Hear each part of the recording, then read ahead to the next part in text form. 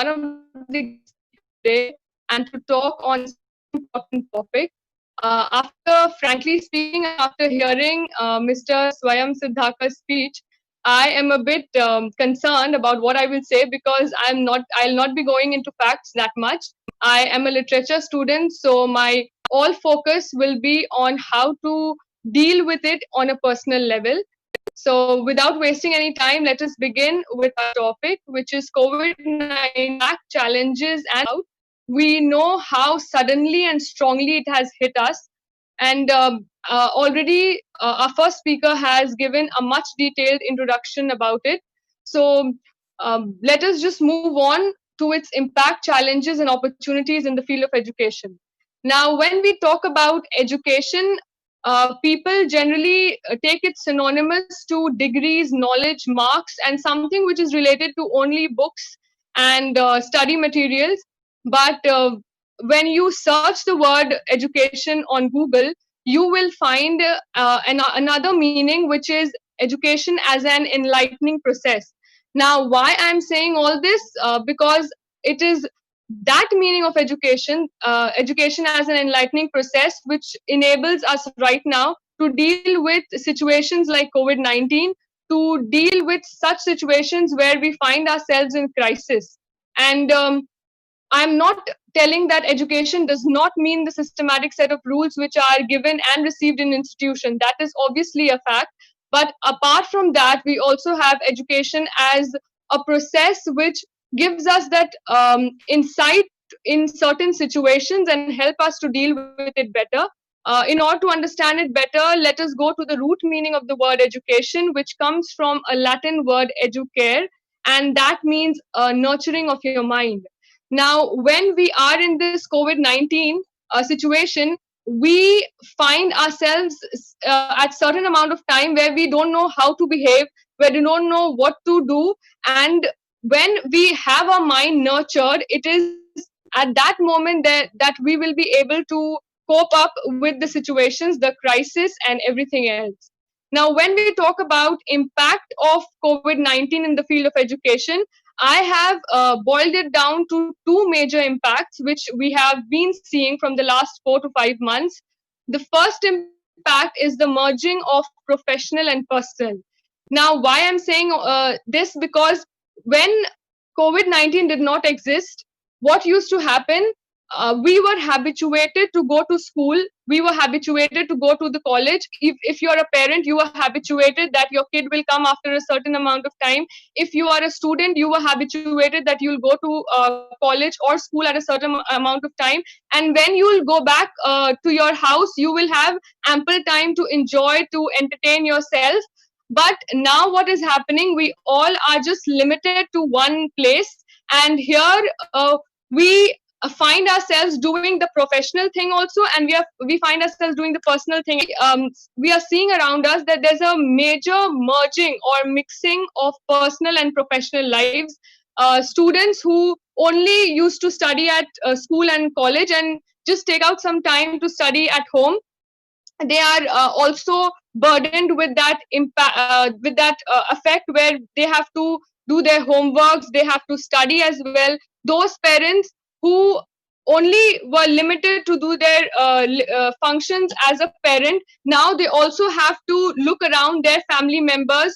Those parents who are just, they used to stay at their home, they are looking around their family members doing their professional job also and trying to just go inside the personal thing as well. So that is one of the major impact, according to me, what COVID-19 has had in our lives in the field of education.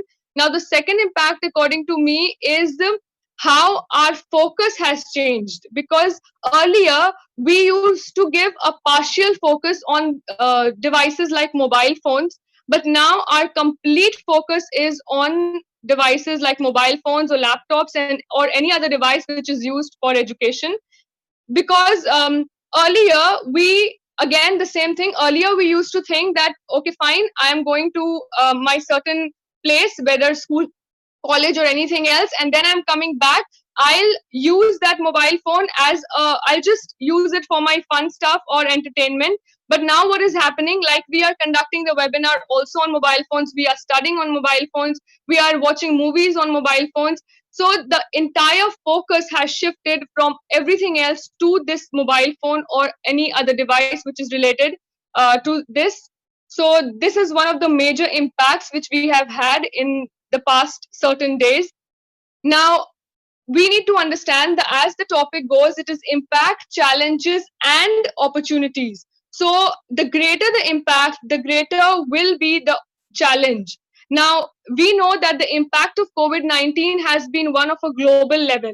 It is something which has just shook up so hard that for for some time we needed to understand what was going around. So obviously the challenge will be of an unbelievable, unimaginable level.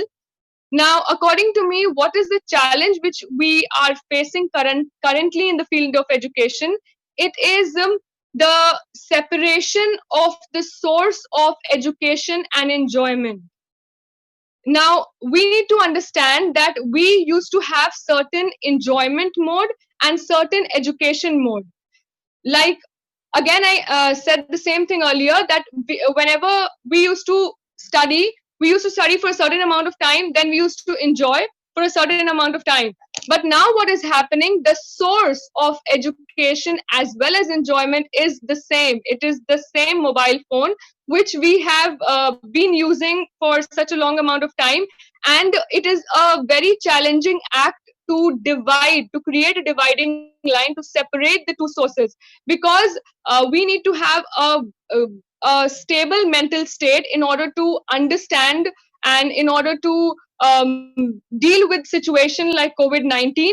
And if you have the same source for education and the same source for enjoyment as well, that will somewhere mess you up. You will just get bored easily, and you'll not understand that the same source which used to give us enjoyment, now the same source is used as an education. Earlier, if parents have joined, you have your children going to kindergarten or nursery, you used to give mobile phones to your children when you had to do some work, and you used to just ask them, go and watch cartoons or just take care of yourself, have this mobile phone and enjoy. But now those mobile phones are acting as a source of education as well. So how should parents, teachers, as well as students create this dividing line where they separate the source of education and the source of enjoyment? That's a big challenge for all of us, and is definitely it's obviously it's paving a way for us, but meantime it is giving us a serious challenge where we have to make certain choices how to put forward a step and create this dividing line. So according to me, this is one of the greatest challenge which we are facing amidst COVID-19 in education. Now, if we talk about the challenge part, we also understand that if we neglect the difficulties and if we are able to cope up with all the difficulties which are around us, it will be a beneficial for us, because that will allow us. Now, everything is not bad in this world. Similarly, if COVID-19 is considered as a threat, obviously it is, but it is not like did not give us any opportunity. If you try to focus in, I have categorized these opportunities into three parts. Now, first, I have taken up the discovery of one's strength and weakness. Now, what is happening amidst this COVID-19? We are getting a lot of time. We are blessed with the gift of time, and we have this thing in us where we can analyze, we can just cool down, and we can understand that, okay, fine, I'm happy in this subject, okay, fine, I'm not doing well in this subject. If you're a parent, you can understand where I'm treating my children wrong, what are my weaknesses in treating my children, what are my strengths in treating my children, how I'm handling the family well, what I'm doing in order to preserve that education and nurture the minds of my children. If you're a student, you have enough time to go through your weakness, which subject is weak for you, which subject is strong for you. Okay, fine, you have to do well in this, and if you need to give more time in this subject. So you are getting a lot of time in order to discover your strength and weakness. Me being a teacher, I am discovering a lot of things, and undoubtedly these 3 to 4 months have been a blessing to me, because yes, it has posed a lot of impact, it has created a lot of challenge, but for sure it also has given me an opportunity to understand where I'm going wrong and in what I'm doing well, and then take things accordingly. Now, the second point, second opportunity, according to me, is the capacity of you being innovative.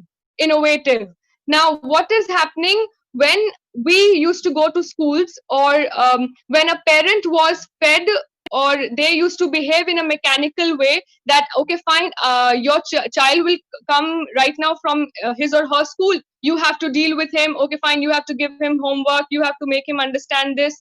But now what is happening, we are trying to be creative in every field, in everything that we are doing. If a student is there, he is being creative in what all things, how he should study. If a teacher is there, because when he used to teach or she used to teach in an institution, she was just surrounded by boundaries where she was given set of rules. Okay, fine, there's this atmosphere and you have to teach in this similar situation.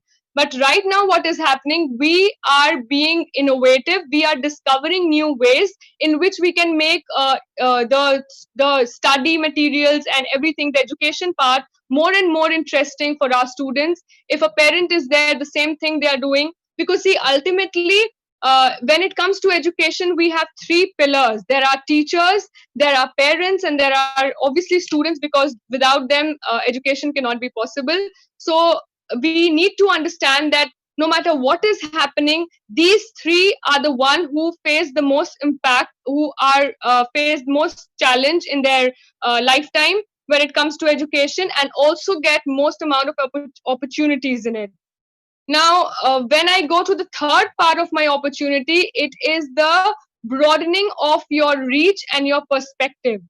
Now, see, like now we are having webinars. When before COVID-19, we never thought that being in different cities, we could attend seminar at the same time. For example, right now we are doing one webinar. After a certain amount of time, we are doing another one. And just by staying at your home, you are given that opportunity to learn a lot. As my co-speaker just earlier said, that we should involve ourselves in e-learning, and that is one of the greatest opportunity which we have been blessed with right now, because it does not only help us to see things better, it also helps us to understand education as a process. It helps us to understand society as a whole. And having this opportunity of enlarging your or expanding your perspective, expanding your reach, also gives us this opportunity to go along with the flow. For example, we never thought that we could ever have conducted webinars. Those two, like for example, I never thought that I could ever open a channel on YouTube and teach online. I never thought that I could speak live to you all right now, because obviously I'm nervous and I won't lie, but I am able to do that. So these are the opportunities which come along, and it is those opportunities which help you discover that yes, you can do certain amount of things, yes, you are good in those things, and you are not good on those things. So you need to figure out what all come along, and you need to act accordingly. So I just would like to make you all understand and convey my feelings that when it comes to COVID-19, no matter, yes, we have impacts, we have had impacts, we have had challenges, but the silver lining is that we also have opportunities, and those opportunities make us understand that we are a better person, not only in terms of just social life, but we can make things better in the field of education as well. And education will not stop no matter a pandemic comes or no matter what else comes, because this is something which is so important to each and every one that it will go on and on till the end of the earth. So I would just like to say thank you all for your cooperation and listening to me so patiently. I hope I made some sense. And Thank you so much. Thank you, Ms. Daraksha Aftab, for your enlightening words